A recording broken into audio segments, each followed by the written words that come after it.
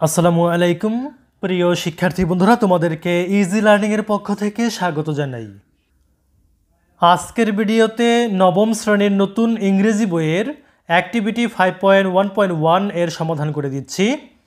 এখানে বলছে যে নিচের ছবিটি দেখো এবং ছবিটি দেখে তোমার কি মনে হয় তা জোড়ায় আলোচনা করো, তারপর তোমার ভাবনাগুলো শ্রেণীতে শেয়ার করো। তো এখানে ছবিটা দেখে তোমার কি মনে হচ্ছে সেটা লিখতে হবে। তো চলো আমরা একটা নমুনা উত্তর দিয়ে ফেলি। In this illustration, I can see a man is trying to cross a broken way. এই ছবিতে আমি দেখতে পাচ্ছি একজন মানুষ ভাঙা পথ অতিক্রম করার চেষ্টা করছে। The way is entirely divided from one side to another. পথটি এক পাশ থেকে আরেক পাশে সম্পূর্ণ বিভক্ত, সম্পূর্ণ আলাদা। But the man has been able to cross the way. কিন্তু লোকটি পথ পার হতে পেরেছে।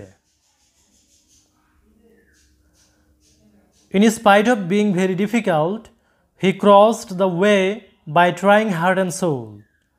অনেক কষ্টের মধ্যেও তিনি মনে প্রাণে চেষ্টা করে পথ পাড়ি দেন।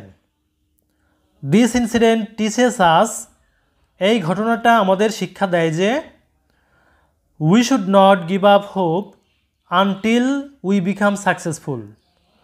সফল না হওয়া পর্যন্ত আমাদের আশা ছেড়ে দেওয়া উচিত নয়। If we try hard, যদি আমরা কঠোর চেষ্টা করি, we will be successful in any mission. আমরা যে কোনো মিশনে সফল হব। তো প্রিয় শিক্ষার্থী বন্ধুরা, এই ছিল একটি নমুনা উত্তর 5.1.1 এর। যদি ভিডিওটি ভালো লাগে শেয়ার করে দিও। ধন্যবাদ সবাইকে সাথে থাকার জন্য।